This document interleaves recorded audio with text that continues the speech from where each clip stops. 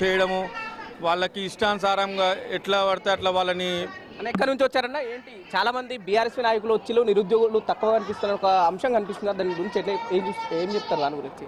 మేము పీర్జాదిగూడ కార్పొరేషన్ అండి, మేడ్చల్ కాన్స్టిట్యున్సీ మల్లారెడ్డి గారిది. మేము ఇక్కడికి కేటీఆర్ ఆదేశాల మేరకు, మా మల్లారెడ్డి సార్ గారి ఆదేశాల మేరకు, మా ఎంపీ కాంటెస్టెడ్ లక్ష్మారెడ్డి గారి ఆదేశాలతో మేము ఇక్కడికి రావడం జరిగింది. విద్యార్థులు పెద్ద ఎత్తున ఇక్కడికి ఉంది.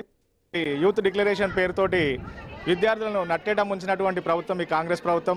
విద్యార్థులనే కాకుండా మరి ఉద్యోగస్తులకు కూడా మీకు అది చేస్తాం ఇది చేస్తామని చెప్పేసి అని మోసం చేసి తీసుకొని గద్దెనెక్కి ఇలా వాళ్ళని కూడా గోసపెడుతున్నటువంటి ప్రభుత్వం. మరి ఏవో హామీలు ఇచ్చేసి వాళ్ళని కూడా మోసం చేసినటువంటి కాంగ్రెస్ ప్రభుత్వం. ఇవన్నీ కూడా ప్రజలు గమనిస్తూనే ఉన్నారు.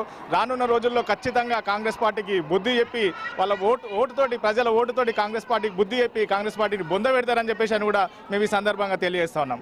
ఒకవైపు కాంగ్రెస్ పార్టీ అధికారంలోకి వచ్చిన తర్వాత దాదాపు 60,000 ఉద్యోగాలు మేము ఈ యువతకి ఇచ్చినామని చెప్పేసి కాంగ్రెస్ పార్టీ చెప్తుంది. కానీ ఒకవైపు బీఆర్ఎస్ పార్టీకి సంబంధించిన నాయకులు మాత్రం వచ్చిన అధికారంలోకి వచ్చి నుంచి ఏ ఒక్క ఉద్యోగం ఇవ్వలేరు, అప్పుడు గతంలో ఇచ్చినవి కూడా మావే అని.